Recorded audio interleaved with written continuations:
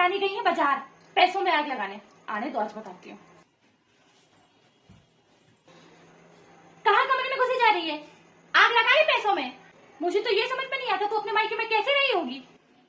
तेरे तो खर्चे ही खत्म नहीं होते। माँ जी 300 की साड़ी है, मेरे पास हल्की साड़ी नहीं थी घर में पहनने के लिए, इसलिए ली है।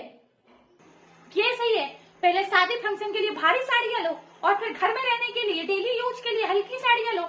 इसी को कहते हैं पैसों में आग लगाना, और किसी को नहीं कहते। हमारे जमाने में हम तो फटी साड़ी को सिल के पहन लेते थे, चाहे बाहर हो चाहे घर हो। 2 साड़ियों हमारे सालों साल निकल जाते थे। इनको हर महीने 3 4 500 की साड़ी चाहिए। माँ जी आप जब देखो तो पैसे के रूप में क्यों रोती रहती हैं? आपने फटी साड़ी सिल के पहन के कौन सा महल खड़ा कर लिया, ये बताइए आप मुझे। सही कह रही है, महल तो खड़ा नहीं किया मैंने, लेकिन जिसमें तू खड़ी है ना वो महल जरूर मैंने अपनी मेहनत से बनाया है। एक एक पैसे को जोड़ के बनाया है। इसीलिए कहती हूँ कि कम से कम थोड़े पैसे तो बचाना सीख, कि तू भी अपने बच्चों को कुछ दे के जा सके। लेकिन नहीं, तुझे तो पैसे उड़ाने हैं बस। माँ जी जब आप लोग मेरी शौक पूरी कर ही नहीं सकते थे तो अपने बेटे की शादी मुझसे की क्यों आपने? हाँ रे, अपने घर में तू एक सूट 5 6 महीने चलाती थी, मुझे पता नहीं है क्या? और मुझे अपने यहाँ शौक बता रही है।